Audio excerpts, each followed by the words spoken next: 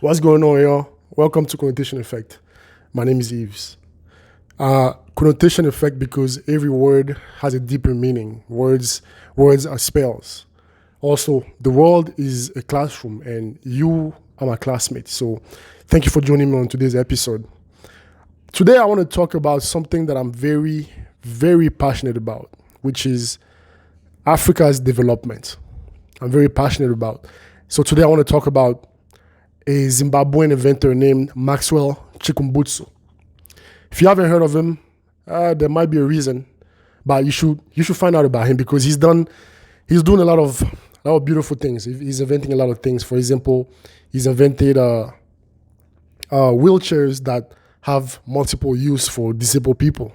He's invented, more importantly, an electrical vehicle that converts radio frequency into clean and renewable energy. And so the electrical vehicle basically does not need to be recharged. It just works. Now, I don't know the practicality of it because it does not, I don't know the detail of it. I'm not a scientist. He's also invented an helicopter that can use multiple form of fuel. So it's not just one type of fuel that can be used. Why is this important? Well, because he's African. He's an African inventor, and I like seeing innovation in Africa. So I want to talk about him because, first of all, upon him inventing or putting these things into the world, he applied for a patent to be able to build more of these vehicles, more of these inventions. And so the people that own the patent basically replied to him telling him that his technology does not adhere. His technology does not go with the laws of physics. Although it works, it doesn't go with the laws of physics that we know today. That's interesting. So I come up with something. It works, it's practical. I come up with a way to... Also, he had another invention where he came up with a TV that does not need to be plugged into the wall to work. It works by converting radio frequency that already exists in our environment. We're surrounded by it. We're surrounded by radio frequency. And he found a way to convert that into clean and renewable energy for a TV to work without being plugged in, for a electrical car to work without being recharged. They say his technology does not go with the laws of physics. That's crazy. I mean, if you're a smart person, you can understand why, because who's going to make money off it, right? So that's an important thing. I want to talk about him because, well, after he came up with this technology and applied for the patent and them saying it doesn't go with the law of physics, he was sent to the United States. And I can understand that because he did not go to school for it. He actually dropped out of school at about 14, I believe. Dropped out of school at 14 and became a self-taught inventor, right? And so with that limited knowledge, although it is valuable knowledge, with that limited knowledge, it's good for him to work with people that actually have gone to school and have some type of knowledge about it, right? So he was sent to the United States to work. This is where I have a problem because me, as a connotation effect enthusiast, right, as someone who likes to find meaning in things, this means to me that Africa basically does not have the structures, the schools or the environment to nourish people to become innovative. It doesn't. Because someone as genius as this guy, which, by the way, this is not new technology. This is something that I think was known for a long time, but just kept because there's no money to be made from it.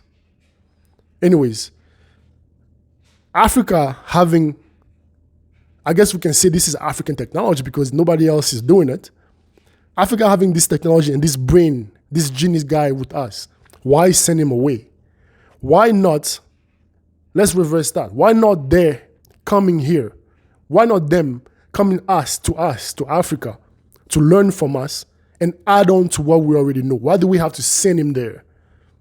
It tells me that Africa does not have the environment, the structures, the schools to teach and encourage our people. At a certain point in our development, we have to think about this type of stuff. Yeah, some people might argue that global warming is not something that exists. Some people might argue, and I said in a prior video that I can go on the internet and find proof that it does exist. In the same way, I can find proof that it does not exist. So the truth is in the middle. My point is, the development of Africa should not be a copy of what the West has done. Yes, they have made huge progress with oil. We cannot eradicate oil. But our development can be different. Should be different. We have a genius such as Maxwell Chikumbutso who come up with technology like this, and we send him away. Instead of keeping him here so he can teach more of the youth to use this technology so that we can even expand on it. Why not call them to come to us to build up on what we already know? At a certain point in our technology, at a certain point in our existence, we have to stop pointing the finger at people trying to oppress us. We have to start taking responsibility for our development. And I am completely stunned. I'm actually impressed by this inventor. And I repeat myself, this is not new technology. This is something that was in Nikola Tesla's notes upon his death. They found in his notes when he was dying that we were surrounded by electrical fields. We're surrounded by electricity. We ourselves are frequency. We're surrounded by radio frequency. We can convert that into energy so that nobody has to pay for energy. Anyways, I think I wanted to highlight this inventor because, first of all, a lot of people don't know about him. A lot of people don't know about his inventions. The last that I know about him was he was sent to the United States and he was very sick. We're not going to get into the conspiracies. We're not going to get into all this. This is not the channel for that. But what I get from this little story here is that Africa does not encourage its youth to be innovative, and that needs to change. Either we take things in our own hands or we keep blaming it on others. Thank you for watching this video. And if you don't know about Maxwell Chikumbutso, go do your own research. I might have misphrased or paraphrased some of the things that I said. It's for you to judge. If you got anything from what I said, if you understand or disagree with anything that I said, please leave a comment. Let's talk. Let me learn from you guys. And I'll see you guys in the next video. Take care of yourself.